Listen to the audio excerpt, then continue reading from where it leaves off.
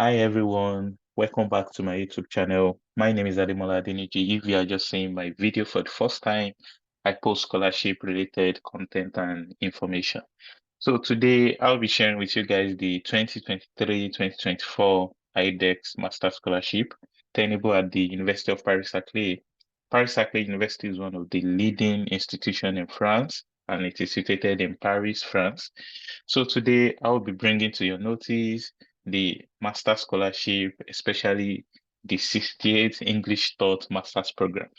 So this is very important. As we all know, most of people seeking for scholarship are always seeking English-based program. So it is very important that we know some of this master's program before we start learning about how to apply to the scholarship. And without further ado, let's get started. So basically, this is the website for the master's program taught in English language at the Paris-Saclay University. I will be dropping the link to this particular website in which you are going to see some of the courses being offered. I would like to clarify two things. First, M1. M1 basically means the year one master's program. It means if you are applying for this master's program, you will be spending 2 years for your master's. It means after completing your M1, you also need to apply to the M2. However, it is also very possible for you to apply directly to the year two.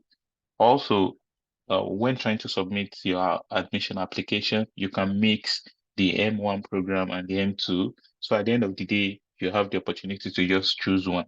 Maybe you are planning to just spend like 1 year for your master's and just finish, or probably you are feeling like, okay, let me just spend 2 years and devote my time to this particular program. You can spend 2 years, and after 2 years, you're going to receive your certificate.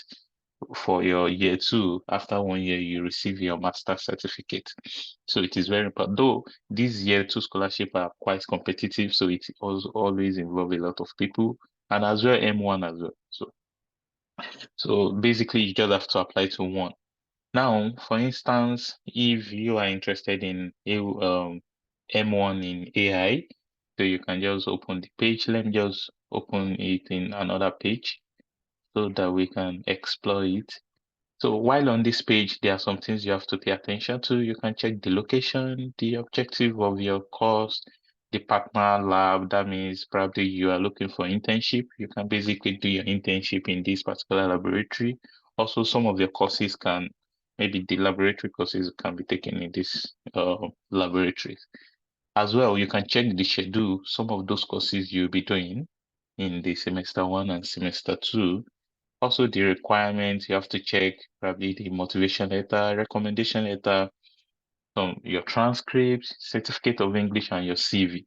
So if you don't know how to create a CV, check some of my videos. You can just go to my page and click on like videos. So you can go to, I think that was the first video I ever made. Here, how to make an academic CV for scholarship application. You can check here, you see the way in which I try to make my own personal CV step by step. So moving ahead, so that's that. In terms of the additional supporting documents, you don't need to pay attention to this. I think this is not the case for those applying for M1. Also, if you have any question, you can contact the course manager, and as well, you can see this registration fees, uh, that is the tuition fee that is particular to this program. Another thing I really want to mention is the specific fees. There are some programs that they have specific fees, being that the master's program involves taking a lot of laboratory activities. So it is oftentimes means you have to pay additional money. So that's why some of those programs have like higher tuition fee. Why some programs that did not like tag the specific fees, it means you'll be paying the base fee like 243 euros per year. So that's that. And also the same is for the M2 programs. Now let's go to the scholarship website. Um, in the scholarship website, yeah, though the scholarship opens when the master's programs are open as well, because if we go back to the M1 AI, you will see Let's see the entry requirement. You can see the applications open on the 22nd of March. Probably let's check some other programs. Let's check these maybe let's check this general physics, because I know there are some programs that they have early application. Maybe like they have like 3 different application period. So you can see these are started already from the 13th of February. So I think this started today that I'm dropping this video. So it is very important that you start to check and start to apply. So it is very important. You see, most people that submit probably in the early period, they have a higher chance of being considered for the scholarship. So I think it is important that you pay attention to this. Very important, very important. That's why I'm making this video very early. Also, let's go back to the scholarship website. Yes. So though they said the scholarship opens as well as when the master program opens, so we have to pay attention to this. So we have to see the application timeline, just like I already mentioned. The announcement of the result will be in June 2023. Very important that we pay attention to that.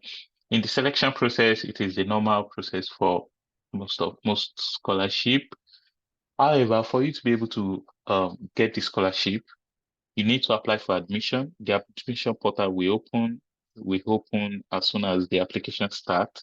So when you submit your admission application, you'll be offered the probably subsequently after being offered the admission, you will then be considered for the scholarship.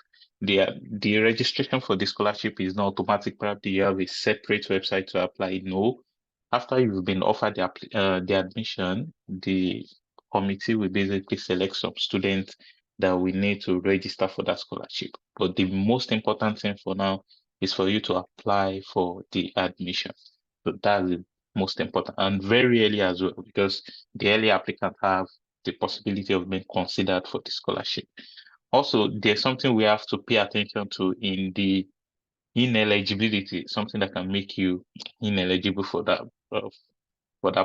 this particular scholarship. Here, we have students who have interrupted their studies for more than 3 consecutive years. So it means you mustn't have interrupted your study. Probably you finished your bachelor's in the last 5 years. So I think it is impossible for you to get this scholarship.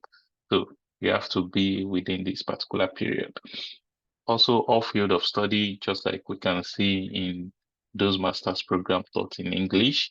As well, in terms of the amount and payment of the scholarship, the whole scholarship worth 10,000 euros per year. If you are doing like a 2 years program, you will be considered for the scholarship for 2 years. And if you are doing just the M2 program, you'll be considered for the scholarship for just a year. Also, they also give up the travel and visa allowance, so you will receive that as well. So one thing I really want to tell people that will be applying is that make sure you know the amount of your tuition fee, because I feel people looking for scholarship don't really have the means to cater for their tuition expenses and also their living allowances. But I really want to implore you to check your tuition fee in order to be able to plan yourself out. Probably you'll be paying your tuition fee from your stipend. However, for those that have tuition fee of like 243 euro, I know that is quite little. Even without the scholarship, a lot of people can just pay that kind of money themselves. So I think that is very important. So also those are just like the remaining information are just like the normal thing after you are already in the program. So I think this is where I'll be stopping the this video. I think the subsequent video will be on how to fill your application form. Probably you're already looking at starting, probably your program has started receiving application. So I'm going to be showing you how to fill the application form. Also, I'll be dropping the website in which you will start looking. Probably your program have started receiving application for admission.